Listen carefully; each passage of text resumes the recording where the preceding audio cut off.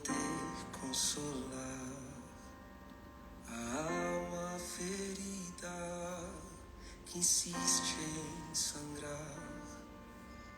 Como é possível poder escutar a angústia do outro sem ele falar?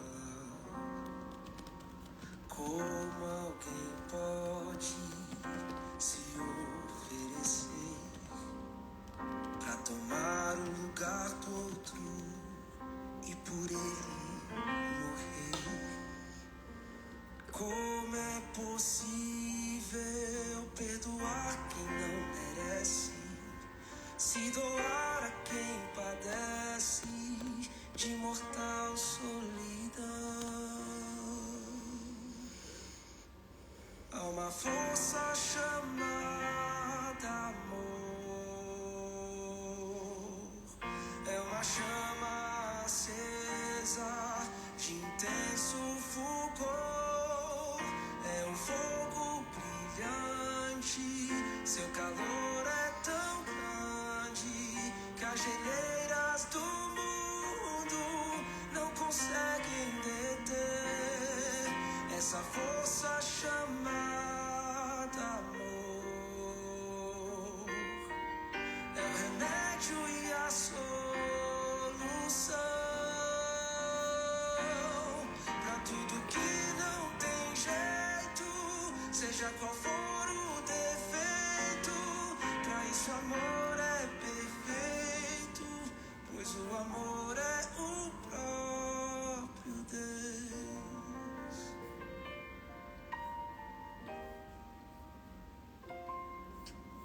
Não há limite pra sua atuação e não tem medida a sua extensão.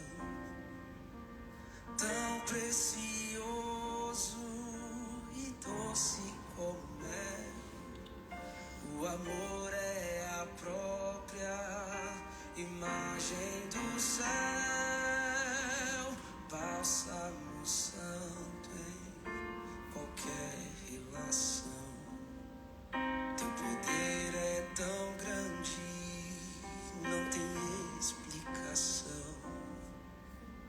Cabe no abraço, cabe até numa canção, numa lágrima vertida, num aperto de mão. Há uma força chamada amor, é uma chama acesa de intenso fulgor, é um fogo brilhante, seu calor é tão grande que as geleiras do mundo não conseguem deter essa força chamada amor. É o remédio e a solução. Bom dia, discípulos de Jesus, preparados para mais um encontro com o Mestre? Vamos orar? Quem vai orar para nós para iniciarmos o estudo de hoje?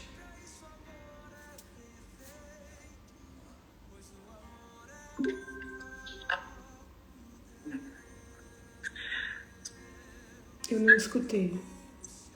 Eu posso orar. Ok. Querido Deus, obrigada por mais um dia. Abençoe as nossas vidas. Essa palavra que vai sair da boca da nossa irmã, que atinja os nossos corações e que faça, Senhor Jesus, efeito em cada pessoa que chegar e que a gente possa propagar para todas as outras pessoas também a sua palavra. Amém. Fica conosco, Senhor. Amém. Amém. Amém. Que alegria estar com vocês mais um dia. E ontem nós estudamos sobre o encontro que Jesus teve com um escriba. E nós aprendemos que Jesus resumiu os 10 mandamentos em 2 grandes mandamentos. Não é que ele deixou de lado os 10 mandamentos, mas ele fez um resumo dos 10 mandamentos em 2 grandes, porque esse era o questionamento do escriba. Qual o grande mandamento? E Jesus resumiu os 10 mandamentos no primeiro, que significa que ele disse amar a Deus de todo o seu coração, de toda a sua alma e com toda a sua força, que contempla todos os 4 primeiros mandamentos do Decálogo, e Jesus falou para amar o próximo como a nós mesmos, que contempla os outros 6 mandamentos. E hoje nós vamos continuar estudando sobre os ensinamentos que Jesus fez após esse episódio. Jesus, nós vimos que por um bom tempo, Jesus ele se dedicou a curar as pessoas, a atender as necessidades das pessoas, mas nessa última semana da vida de Jesus, nesses últimos dias da vida de Jesus, Jesus ele dedicou uma atenção especial para os escribas e fariseus, para os saduceus, a fim de para que eles soubessem, para que eles compreendessem as coisas que Jesus estava tentando ensinar para eles também. E eu quero convidar vocês a abrir a Bíblia em Mateus capítulo 22, versículos 41 a 46. Mateus capítulo 22. Esse relato também nós podemos encontrar em Marcos capítulo 12, a partir do versículo 35, e Lucas capítulo 10, a partir do versículo 32. Nós vamos ler o relato de Mateus hoje. Diz o seguinte: estando reunidos os fariseus, Jesus lhe perguntou: o que vocês pensam de Cristo? De quem é filho? E eles responderam: de Davi. E Jesus perguntou: então como é que Davi, pelo Espírito, chamou Cristo de Senhor, dizendo: disse o Senhor ao meu Senhor, sente-se à minha direita, até que eu ponha os seus inimigos debaixo dos seus pés? Portanto, se Davi o chama de Senhor, como ele pode ser filho de Davi? E ninguém podia lhes responder uma palavra. E a partir daquele dia, ninguém mais ousou fazer uma pergunta. O texto começa falando que Jesus ele fez uma pergunta para os fariseus que estavam ali, que estavam reunidos. E a pergunta foi: o que vocês pensam do Cristo? De quem ele é filho? Nesta ocasião, uma grande delegação de sacerdotes, de escribas, fariseus, haviam se reunidos para ouvir o que Jesus poderia dizer. O relato de Marcos diz que Jesus estava ensinando no templo. Até aquele momento, até alguns dias anteriores, Jesus havia se dedicado ao ensino público, à cura das pessoas. Jesus tinha ido até as pessoas em vários lugares, mas agora nós vemos, faz 3 dias que nós estamos estudando sobre momentos em que Jesus se dedica a ensinar pessoas que já eram instruídas, pessoas que já conheciam a palavra, só que precisava compreender as coisas de uma forma diferente. E quando nós vamos no capítulo 22 de Mateus, nós vemos que foram 3 tentativas para fazer Jesus se incriminar. A primeira tentativa foi quando os fariseus perguntaram sobre o tributo, que está relatado em Mateus capítulo 22, versículo 15. Os fariseus eles queriam saber o que Jesus falava acerca do tributo, para tentar ver se ele era uma pessoa inadimplente ou se ele era uma pessoa que concordava com o governo. Enfim, essa foi a primeira tentativa de incriminar Jesus. No versículo 23, nós vemos o questionamento dos saduceus sobre a ressurreição. E essa foi a segunda tentativa de incriminar Jesus. E a terceira tentativa nós podemos ler no versículo 24, quando esse escriba pergunta sobre o grande mandamento, para saber se Jesus realmente todos os ensinamentos de Jesus estavam relacionados aos mandamentos, que eram algo que eram o que eles mais valorizavam, ou se não. Porém, quando a gente vai ver nesses 3 relatos, nessas 3 tentativas, todas as tentativas para fazer Jesus se incriminar, elas falharam miseravelmente. E a partir daí, Jesus ele troca de lugar com seus opositores, porque até aquele momento eles vinham a Jesus fazendo questionamentos, mas a partir de agora, onde Jesus já tem a atenção dessas pessoas, é Jesus que começa a questioná-los. E o primeiro questionamento que Jesus apresenta no relato que nós estudamos hoje é: o que vocês pensam de Cristo? E de quem eles achavam que Cristo era filho? Jesus aqui ele utiliza o termo Cristo não como nome pessoal, mas como título. Os judeus conheciam o Messias da profecia, mas eles negavam que Jesus fosse o Messias. Sabe por quê? Porque Jesus não atendia às expectativas que eles haviam criado sobre como o Messias deveria agir. Eles haviam criado, eles haviam alimentado pensamentos e expectativa de como o Messias seria. E agora vem Jesus, totalmente simples, que gastava tempo com as pessoas, em atender as necessidades das pessoas, que passava mais tempo com as pessoas do que no templo, que vinha para desfazer algumas visões diferentes ou da forma como eles pensavam, porque eles colocavam muito mais as ideias no fazer do que no ser. Então, Jesus, ele não atendia às expectativas daqueles mestres da lei, daqueles sacerdotes. E por isso que, embora eles conhecessem o Messias da profecia, eles se negavam a aceitar Jesus como Messias. E o relato fala, e nós vemos nesse relato que eles, os fariseus, eles não apresentaram nenhuma resposta à primeira pergunta de Jesus. A primeira pergunta era: o que vocês acham do Cristo? Eles não responderam nada, eles não disseram nada sobre o que eles pensavam do Cristo. Mas quando Jesus lançou o segundo questionamento, perguntando de quem eles achavam que o Cristo era filho, eles rapidamente responderam: de Davi. E então Jesus ele faz, a partir dessa resposta dos fariseus, Jesus ele faz mais um questionamento. E está relatado nos versículos 43 e 44 que diz o seguinte: e Jesus perguntou: então, como é que Davi, pelo Espírito, chama o Cristo de Senhor, dizendo: disse o Senhor ao meu Senhor, sente-se à minha direita, até que eu ponha os seus inimigos debaixo dos seus pés? Jesus apresenta aos seus críticos um evidente paradoxo que eles não puderam responder, que eles não puderam resolver.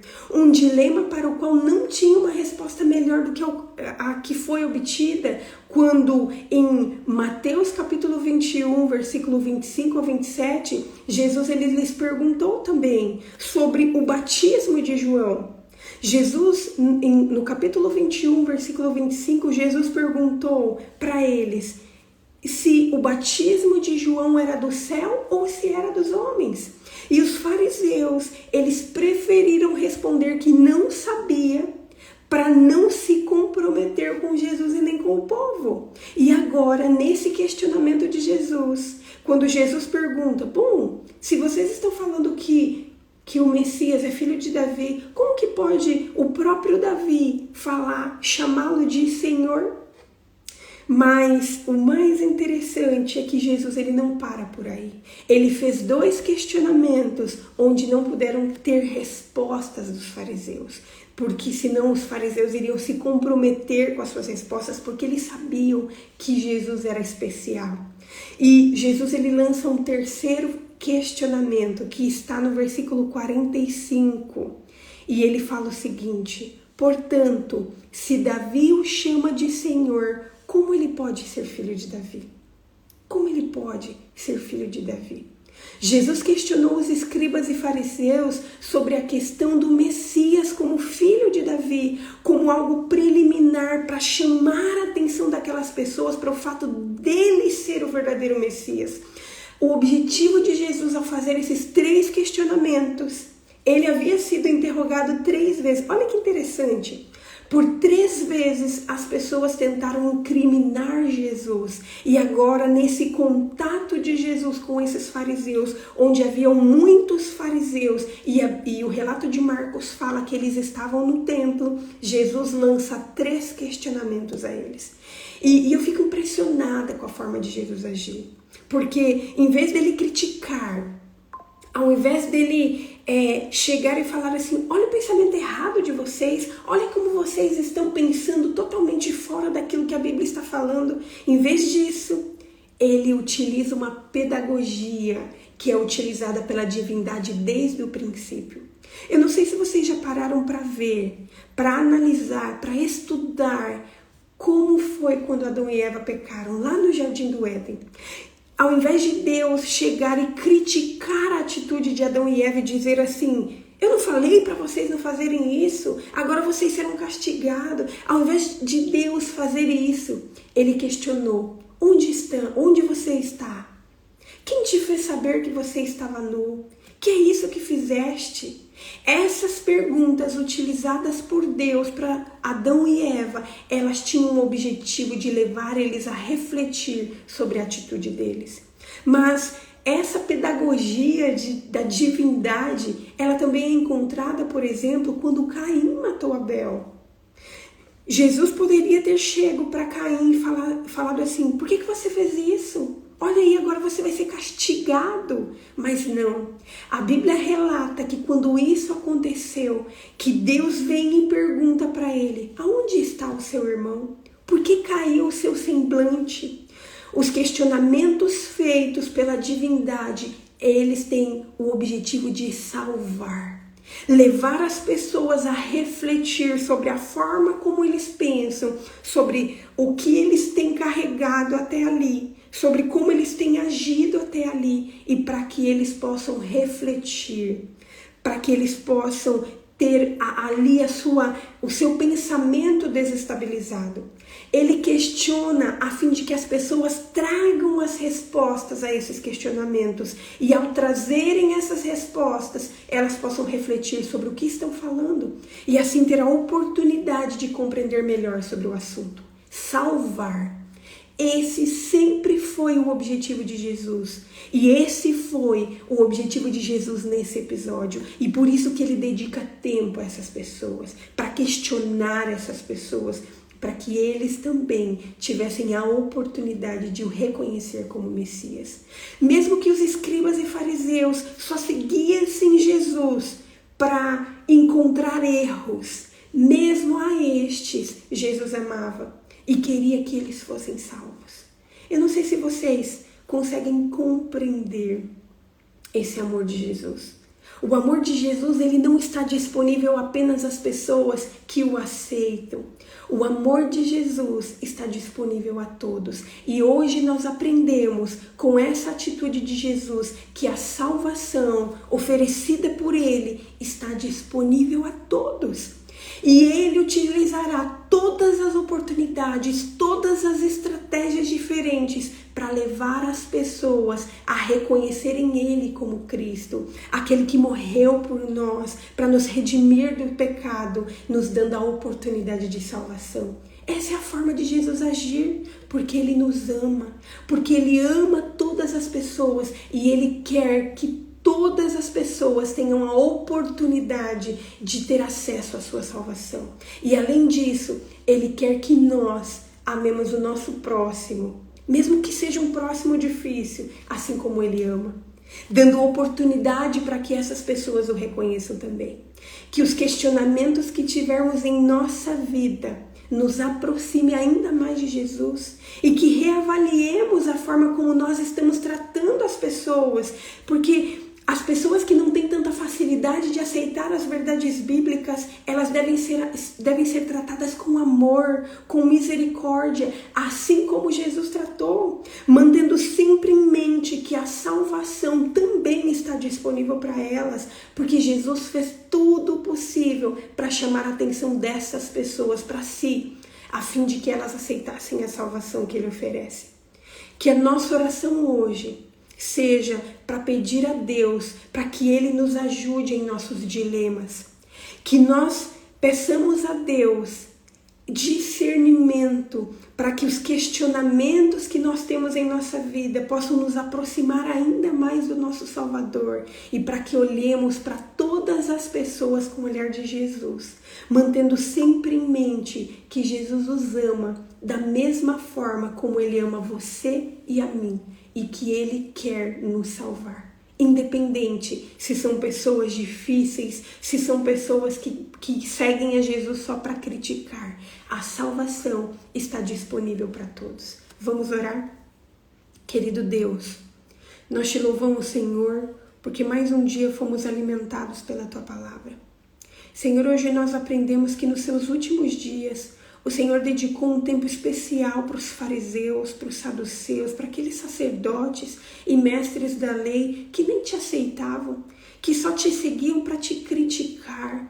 Mas por meio das tuas atitudes, ó Pai, nós aprendemos como nós temos que tratar as pessoas. Nós temos que levar as pessoas aos teus pés. E o Senhor vai chamar a atenção dessas pessoas para si. O Senhor as ama, assim como o Senhor nos ama, e o Senhor quer que todas sejam salvas, Senhor. Senhor, nos ajude a olhar para as pessoas com o teu olhar. Nos ajude a amar as pessoas com o teu amor, da mesma forma como o Senhor nos ama. Nos ajude a ser misericordiosos, ó Pai, com as pessoas que não aceitam tão facilmente a verdade. Continue nos ensinando, Senhor. Continue a obra que o Senhor começou em nossa vida. Nós te agradecemos por tudo que o Senhor já fez, por tudo que o Senhor está fazendo e por tudo que o Senhor ainda fará. E tudo isso fazemos em nome de Jesus. Amém. Amém. Queridos, foi um prazer estar com vocês mais um dia. E amanhã nós vamos estudar sobre um episódio que ocorreu logo após, ou enquanto Jesus estava ensinando esses fariseus, esses escribas, e Jesus ele os censura. Que nós continuemos estudando, nos enchendo da palavra de Deus para sermos cheios do Espírito Santo. Amanhã eu espero vocês no mesmo horário. Que Deus abençoe a todos. Tchau, tchau. Amém.